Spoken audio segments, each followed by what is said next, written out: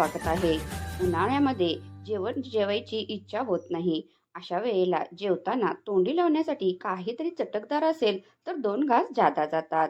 तर यासाठी आजच्या व्हिडिओमध्ये आपण असा कच्च्या कैरीचा भन्नाट असा झटपट तयार होणारा खमंग आणि चटपटीत असा हा पदार्थ पाहणार आहोत.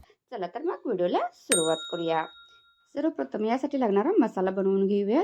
1 टेबलस्पून धने, 2 टेबलस्पून मोहरीची डाळ घेतलेली आहे, अर्धा टेबलस्पून जिरे, 1 टेबलस्पून बडीशेप आणि अर्धा टेबलस्पून या ठिकाणी कलोंजी घेतलेली आहे.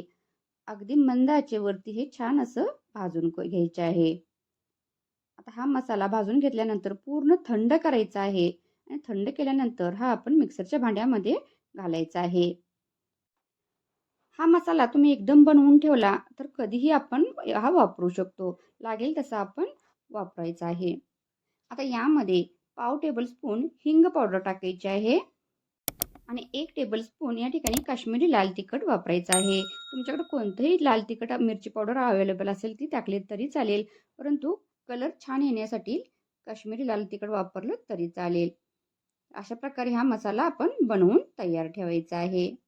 यासाठी आपल्याला ताज्या आणि फ्रेश अशा कैऱ्या लागणार आहेत, ज्या मऊ पडलेल्या नसाव्यात. यात थोडे 1 तासभर पाण्यात ठेवायच्या आहेत.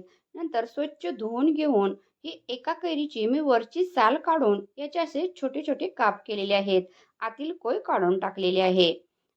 दुसरीकडे आपल्याला भरपूर असा लसूण सोलायचा आहे, हिरवी मिरची आणि आलं हे सुद्धा आपण तयार ठेवायचं आहे. बस एवढंच साहित्य आपल्याला लागणार आहे. परंतु अगदी चटपटीत असा चटकदार हा आपला पदार्थ बनणार आहे. मिक्सरला पाणी न घालता आपण अशा प्रकारे हे प्लस मोडवर फिरवत याचा असा खीस बनवून घ्यायचा आहे, किंवा तुम्ही चॉपर असेल तर चॉपरला फिरवून घेतलं तरी सुद्धा चालेल. फक्त पाणी घालायचं नाही. आता हा जो खीस आहे आपण बनवलेला अगदी ओबडधोबड असं झालं पाहिजे. पाहू शकता एकदम बारीक पण पेस्ट करायची नाही. हे एका आता बॉल्समध्ये आपण साईडला काढून घ्यायचं आहे. आता याच मिक्सरच्या भांड्यामध्ये आपण जे लसूण, आलं आणि मिरची हे घेतलेलं आहे, ते सुद्धा अशाच पद्धतीने पाणी न घालता या मिक्सरच्या भांड्यातून हे बारीक करून घ्यायचं आहे. हे तुम्ही खलबत्त्यामध्ये चेचलं तर अतिशय उत्तम. अजून याची चव जास्त वाढते. परंतु अगदी आपल्याला झटपट बनवायचं असेल, वेळ नसेल, तर तुम्ही हे मिक्सरमध्ये फिरवू शकता. फक्त प्लस मोडवर फिरवायचं आहे. या ठिकाणी हे पण आपली पेस्ट आता तयार झालेली आहे. कोणत्याही क्षणी व्हिडिओ थोडा जरी आवडला तर प्लीज व्हिडिओला लाईक करायला विसरू नका. चॅनलवर नवीन असाल तर चॅनलला सबस्क्राईब करा आणि शेजारील बेल आयकॉनची घंटा प्रेस करा, जेणेकरून तुम्हाला अशा नवनवीन व्हिडिओचे नोटिफिकेशन मिळत जाईल. आपल्या चॅनलवरती अशा कच्च्या आंब्याचे किंवा पिकलेल्या आंब्याच्या भरपूर अशा रेसिपी अपलोड केलेल्या आहेत. तुम्ही नक्की पाहू शकता. तर या ठिकाणी आपण या आंब्याचा जो खीस बनवून घेतला होता, यामध्येच ही मिरची आणि आल्याची पेस्ट आपण मिक्स करायची आहे. आता यामध्ये थोडीशी हळद पावडर टाकायची आहे आणि टेस्टनुसार मीठ टाकायचं आहे.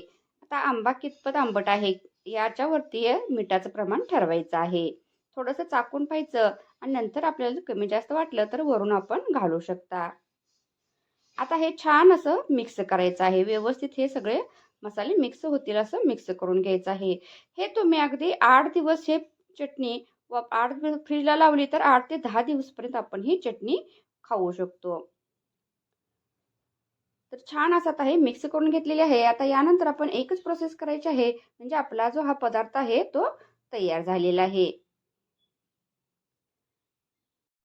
आता यामध्ये आपण जो सुरुवातीला बनवून घेतलेला आहे मसाला, हा यामध्ये टाकायचा आहे. जेवढ्या प्रमाणात आपल्याला लागेल तेवढ्या प्रमाणातच आपण हा घ्यायचा आहे. अतिशय चटपटीत आणि खमंग असा हा तोंडी लावण्याचा प्रकार खूप छान तयार होतो. आता हे छान व्यवस्थित मिक्स करायचं आहे आणि आता लगेच तुम्ही हे तोंडी लावण्यासाठी खायला घेतलं तरी चालेल. परंतु तुम्ही ठेवणार असाल, जास्त एकदम बनवून ठेवले असेल आणि तर ते तुम्हाला जास्त दिवस टिकावं असं वाटत असेल, तर आता या ठिकाणी फक्त एक प्रोसेस आणखी एक करायची आहे. ती म्हणजे तेल कडकडीत असं कडवून घ्यायचं आहे आणि तेल कढल्यानंतर ते पूर्णपणे थंड करायचं आहे आणि थंड केल्यानंतर हे तेल यामध्ये मिक्स करायचं आहे. यामुळे आपलं जे कैरीची चटपटीत ही चटणी आहे ही जास्त दिवस टिकून राहते.